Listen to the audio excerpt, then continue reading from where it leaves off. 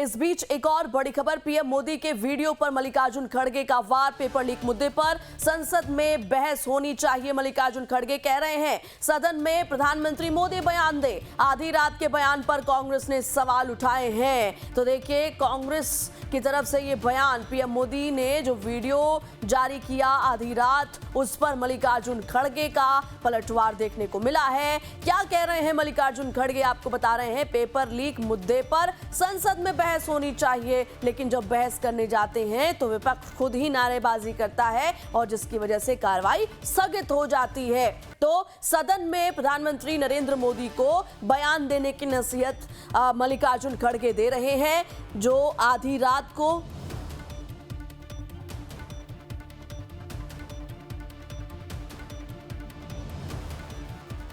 में पार्लियामेंट में आ देखिए, अगर उनको कुछ बोलना है तो सदन में बोलना चाहिए, तभी हम वो ऑथेंटिक बात उनकी समझेंगे। जब वो आएंगे स्टेटमेंट करने, तो उनको रात के 12 बजे करने के बजाय दिन में पार्लियामेंट में आके अगर वो कहे क्या कहना चाहते हैं, हम देखेंगे। तो आपने सुना, पेपर लीक मुद्दे पर संसद में बहस होनी चाहिए, ये मल्लिकार्जुन खड़गे कह रहे हैं। और ये भी कह रहे हैं कि सदन में जो बयान है वो प्रधानमंत्री नरेंद्र मोदी देना कि रील पर या फिर वीडियो में। और हमारे संवाददाता कमलेश सिंह लगातार जुड़े हुए, सीधे उनका रुख करते हैं। कमलेश, देखिए, मल्लिकार्जुन खड़गे का ये बयान है जिसमें वो कहते हैं कि पेपर लीक मुद्दे पर संसद में बहस करिए, सदन में बयान दे प्रधानमंत्री मोदी। यानी कि जो वीडियो रिलीज किया गया उससे भी कांग्रेस खुश नहीं है। इधर कहती है कि संसद में बहस होनी चाहिए, चर्चा होनी चाहिए, लेकिन कार्रवाई भी नहीं चलने देती। मुश्किल की सरकार के लिए मुश्किल यही है सामने है कि अगर सरकार प्रधानमंत्री कुछ स्पष्टीकरण देते हैं रात के 12:30 बजे, जब पार्लियामेंट नहीं चल रहा है, तो प्रधानमंत्री अपनी बात कहाँ रख पाएंगे। और प्रधानमंत्री जब सदन चलेगा नहीं, पार्लियामेंट अपनी बात रख नहीं पाएंगे, तो फिर वो जो जनता जो आक्रोशित है, जो जनता धरने पर बैठे, उसको कैसे शांत करेंगे। तो ऐसी स्थिति में निश्चित रूप से सरकार के लिए मुश्किल ये है कि सरकार कुछ करती भी है, सरकार पर आरोप लगता है, आक्षेप लगता है। तो ऐसी स्थिति में अगर सदन चलेगी तभी प्रधानमंत्री स्टेटमेंट दे पाएंगे। तो बार बार कहा जा रहा है कि डिबेट करने को हम तैयार हैं, सरकार बार बार करी कि हम डिबेट करने को तैयार, लेकिन डिबेट तभी होगा जब पार्लियामेंट चलेगा। और जब पार्लियामेंट चलेगा, डिबेट होगा नहीं, प्रधानमंत्री कहाँ से इंटरफेयर कर पाएंगे, ये बात तो। लेकिन मल्लिकार्जुन खड़गे का जो बयान है उसमें साफ तौर पर उनका कहना था। बिल्कुल ठीक कहा कमलेश आपने। एक तस्वीर हम लगातार अपने दर्शकों को दिखा रहे हैं कि एक तरफ सदन के अंदर तो हो हल्ला है ही, लेकिन बाहर भी विपक्ष एकजुट होकर के हर दिन कार्रवाई से पहले यही तस्वीर देखने को मिलती है। आज इनके हाथों में बैनर्स है कि डिसमिस प्रधान, यानी कि प्रधान को बर्खास्त करो। इसी मांग पर विपक्ष जो है वो अड़ा हुआ है, जमकर के नारेबाजी देखने को मिल रही है। और क्या कुछ तस्वीर कमलेश सदन के बाहर की? नहीं, देखिए, सदन, जैसे मैंने पहले कहा था कि सदन के अंदर लगातार भी ये तीसरा दिन है कि वो तख्तियां लेके आते हैं और सेम तख्तियां हैं। कल तो उनकी तख्तियां कुछ डिफरेंट जरूर थी, जिसमें राहुल गांधी का जो प्रेजेंटेशन हुआ था इंदिरा भवन में, उस पर वो तख्तियां लेके आए थे। लेकिन आज की तख्तियों में सिर्फ एक ही बात लिखी है कि धर्मेंद्र प्रधान इस्तीफा दो। क्योंकि सरकार, विपक्ष ने अपना गोल पोस्ट बदला है। जो 3-4 मांगे विपक्ष की ओर से उठाई गई थी और वही बात सोनम वांगचुक बोले, वही बात सीजेपी बोल रही थी। ज्यादातर मांगों को तो सरकार ने मान लिया। तब ऐसे में विपक्ष के पास एक ही मुद्दा रह जाता है कि वो धर्मेंद्र प्रधान का इस्तीफा। तो लिहाजा आज की जो तख्तियां थी उसमें ये भाव नारा बदला हुआ था और सभी में लिखा हुआ था धर्मेंद्र प्रधान का इस्तीफा हो तभी चर्चा हो। ऐसी स्थिति में सरकार के ये बढ़िया रही। बिल्कुल ठीक है आपने कमलेश, आप जुड़े रहिए हमारे साथ। इस पूरे मामले पर, ये जो पेपर लीक का मुद्दा चल रहा है, इसको लेकर सियासत जोरदार हो रही है। निशिकांत दुबे ने क्या कुछ रिएक्शन दिया है, सुनवाते हैं आपको। लोग जुड़ते नहीं थे, 100 चुनाव हार गए, तो सीजेपी का जो है सोनम वांगचुक साहब जो है अनशन कर रहे थे। उस अनशन से जो लोग नजर आ रहे थे और देश में जो प्रतिक्रिया नजर आ रही थी, तो उसमें अपना रोटी सेकने लगे। कांग्रेस ने यही काम किया ना, कांग्रेस ने अपने हिसाब से तो कोई आंदोलन नहीं किया। दूसरा, आज ही एफआईआर हुआ है कर्नाटक में, 400 वेटनरी अधिकारियों के अपॉइंटमेंट का मुद्दा था। 80-80 लाख रुपये लेके नेताओं ने अपने बच्चों को, कांग्रेसियों ने अपने बच्चों को या अपने चमचों को जो है नौकरी दे दी। और इसी पर चर्चा करने के लिए हमारे साथ दो स्पेशल गेस्ट जुड़ चुके हैं। राहुल लाल राजनीतिक विश्लेषक हैं, संदीप मिश्रा आप भी राजनीतिक विश्लेषक हैं। आप दोनों का बहुत बहुत स्वागत हमारी इस चर्चा में। शुरुआत राहुल लाल जी आपसे करना चाहूंगी। सारे अपडेट्स आपको पता ही होंगे, प्रधानमंत्री मोदी ने मिडनाइट एक वीडियो रिलीज किया जिसके बाद अब मल्लिकार्जुन खड़गे का बयान ये आया है कि संसद में आकर के आप चर्चा कीजिए, जो टिप्पणी देनी है संसद में दीजिए। लेकिन अफसोस विपक्ष तो संसद की कार्रवाई चलने ही नहीं दे रहा है। जैसी कार्रवाई शुरू होती है विपक्ष वेल में आ जाता है, नारेबाजी करने लगता है, जिसकी वजह से कार्रवाई स्थगित हो जाती है। ऐसे में बातचीत की गुंजाइश या चर्चा की गुंजाइश कहां दिखती है आपको? नहीं, देखिए बातचीत और चर्चा की गुंजाइश लोकतंत्र में हमेशा खुली रहती है। मैं तो कह रहा हूं कि देखिए बातचीत की गुंजाइश कहां कहां पे खत्म की गई। 20 जुलाई को जब पूरे देश भर से युवा दिल्ली आ रहे थे, दिल्ली आए, और दिल्ली में भी वो संसद भवन तक पहुंच रहे थे। उस दिन भी जब माननीय प्रधानमंत्री जी ने संसद भवन से बाहर चर्चा की, वो जेएनजी वाले युवाओं की चर्चा नहीं की उन्होंने। वो उस समय भी जो है कि व्यंगबाजी में थे और वो कह रहे थे 56 वर्ष के युवा की चर्चा कर रहे थे। देश युवाओं के लिए गंभीर थे, माननीय प्रधानमंत्री जी नेता प्रतिपक्ष के लिए गंभीर थे, वो वहां पे व्यंग कर रहे थे। 21 जुलाई को जब यानी कि 20 जुलाई को जब ये छात्रों के ऊपर क्रूरतम हमला हो गया दिल्ली पुलिस के द्वारा, 21 जुलाई को भी नेता प्रतिपक्ष ने वहां पे और विपक्ष ने एक तरह से सरकार के साथ संवाद स्थापित करने की कोशिश की। जब सदन के भीतर वहां पर संवाद जैसी कोई स्थितियां नहीं बनी तो नेता प्रतिपक्ष को तमाम प्रोटोकॉल तोड़कर जो है माननीय प्रधानमंत्री जी के घर पे जाना पड़ा। वहां पे लोकसभा के नेता प्रतिपक्ष और राज्यसभा के नेता प्रतिपक्ष अखिलेश यादव सहित तमाम लोग थे। और हम लोगों ने वो दृश्य भी देखे कि एक तरह से स्वतंत्र भारत में पहली बार नेता प्रतिपक्ष को घसीट के जो है कि पुलिस ले गई। नेता प्रतिपक्ष के नाक से खून आता हुआ भी देखा हम लोगों ने।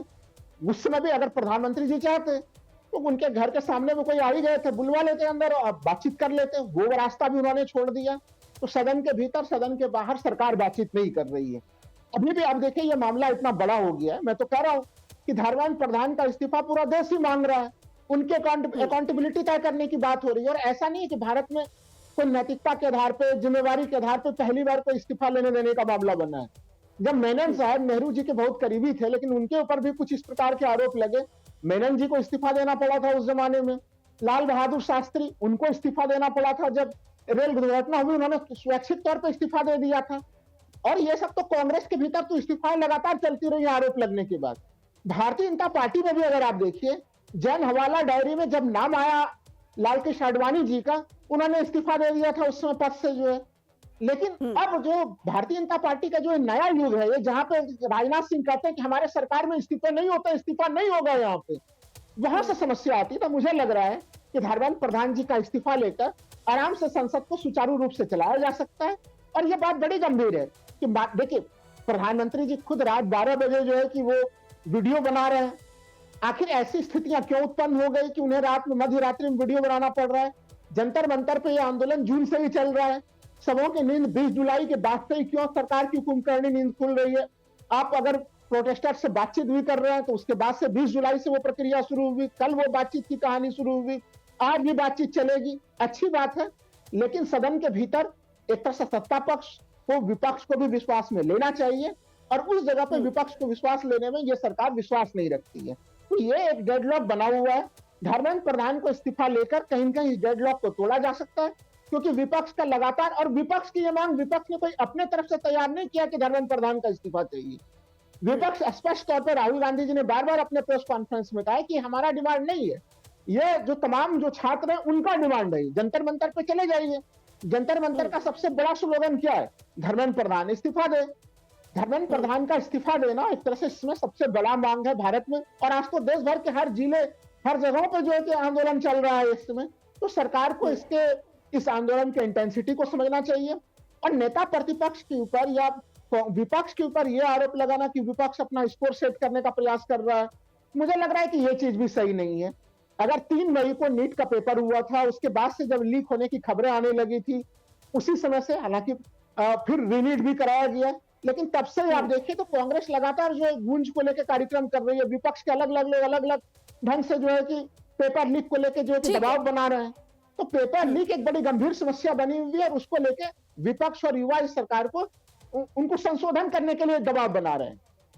ठीक कहा आपने राहुल जी। संदीप मिश्रा जी, आप इन तमाम ये जो अभी रिएक्शन सामने आ रहे हैं, सरकार लगातार बातचीत के लिए अप्रोच कर रही है। आज 12:30 बजे वक्त भी तय किया गया है कि सीजेपी के जो डेलीगेशन जो भी है उनकी बातचीत होने वाली है। अब जब इतना झुकाव हो ही गया है, सोनम वांगचुक ने इधर अपना अनशन तोड़ दिया है, तो अब विपक्ष तो मांग कर रहा है कि भाई शिक्षा मंत्री का आप इस्तीफा दे दीजिए, उसके बाद हम चर्चा करते हैं। तो इसमें अब क्या स्टैंड होना चाहिए सरकार का, और क्या कर सकती है अब आगे सरकार? क्या इस्तीफा होगा? देखिए, सरकार का बहुत क्लियर स्टैंड है कि अगर छात्रों का आंदोलन है तो इस पर गंभीरता से विचार होना चाहिए, और सरकार वही कर रही है। लेकिन बात है कि कांग्रेस अगर राजनीति करेगी तो भारतीय जनता पार्टी कोई ऐसा तो है नहीं, सामाजिक संगठन है या सेवा करने के लिए बनी है। भाई ये भी राजनीतिक दल है। एक राजनीतिक दल अगर राजनीति करेगा तो दूसरा उससे पीछे थोड़ी न रहेगा, वो भी तो अपने मौके की तलाश में रहेगा। तो जब आप सदन में बैठ नहीं रहे हैं, हर समय इस्तीफे की बात कर रहे हैं, देखिए इस नारे में लिखा हुआ डिसमिस प्रधान, एक प्रधान के पीछे लुकिंग लंदन टॉकिंग टोक्यो वाली बात है कि कहीं पे निगाहें हैं, कहीं पे निशाना है। ये प्रधान नहीं है, सीधे प्रधानमंत्री है, और प्रधानमंत्री के बाद एक प्रधान न्यायाधीश का इस्तीफा नहीं मांगेंगे, क्या इस बात की गारंटी है? तो इस तरह से जो राजनीतिक हाईजैक किया जा रहा है छात्रों का आंदोलन, कांग्रेस इसी पे हाशिए पे जा रही है, इसी से निराश हो रही है कि भाई सरकार क्यों छात्रों से बात कर रही है। वो चाहती ही नहीं है कि छात्रों से बात हो, क्योंकि जैसे छात्र और सरकार के बीच बात होनी शुरू होगी, कांग्रेस कहीं न कहीं हाशिए पे चले जाएगी, और उसको जो महत्व अभी मिल रहा है, या ये कहिए विपक्ष में अपने आप को एक मौका देख रही है कांग्रेस कि हम इस मैटर को हाईजैक कर लें अखिलेश से कंपटीशन करके या केजरीवाल से कंपटीशन करके, तो उसमें सफल होने देना नहीं चाहती है भारतीय जनता पार्टी। और यही चीज कर रही है कि कांग्रेस के हाथ से खींच करके इस मामले को कहीं से छात्रों और सरकार के बीच किया जाए, कांग्रेस को, विपक्ष को इससे बाहर किया जाए। और आज जब छात्र सहमत हो गए और सोनम वांगचुक का इस्तीफा मतलब अनशन खत्म हुआ, तो यह कहीं कहीं निराशा लगी है इन लोगों के हाथ में कि भाई प्रदर्शनकारी सरकार के विरोध में क्यों नहीं जा रहे हैं। सरकार से इस्तीफा तो मांग रहे हैं, लेकिन सरकार अगर थोड़ा सा जैतून की पत्ती आगे बढ़ा रही है, ओलिव ब्रांच आगे बढ़ा रही है, तो वो भी रेसिप्रोकेट कर रहे हैं। तो छात्रों का आंदोलन विशुद्ध छात्रों का है, और निश्चित ही एक रास्ता निकलेगा सरकार और छात्रों के बीच से। लेकिन अगर कांग्रेस इसमें बीच में आकर के बवाल करेगी या अड़ंगा लगाएगी, तो निश्चित ही यह जो विशुद्ध छात्रों का आंदोलन है कहीं न कहीं राजनीतिक आंदोलन बन जाएगा, और इसमें जो भटकाव की आशंका है मुझे प्रबल दिख रही है। लेकिन अभी तक जो छात्रों ने संयम का परिचय दिया है और जिस तरह से अपना प्रदर्शन वो चला रहे हैं, मुझे इस बात की पूरी संभावना है कि एक रीजनेबल कंक्लूजन निकलेगा आज की बैठक में, जो कॉन्स्टिट्यूशन क्लब में होने वाली है। और सोनम वांगचुक एक अनुभवी व्यक्ति हैं, छात्र युवा हैं, भाई उनके अंदर जोश ज्यादा होता है, लेकिन अनुभव सोनम वांगचुक का बहुत ज्यादा है, और उनके अनुभव का फायदा निश्चित ही छात्रों को और सरकार को दोनों को ही मिलेगा, और मुझे ऐसी उम्मीद है।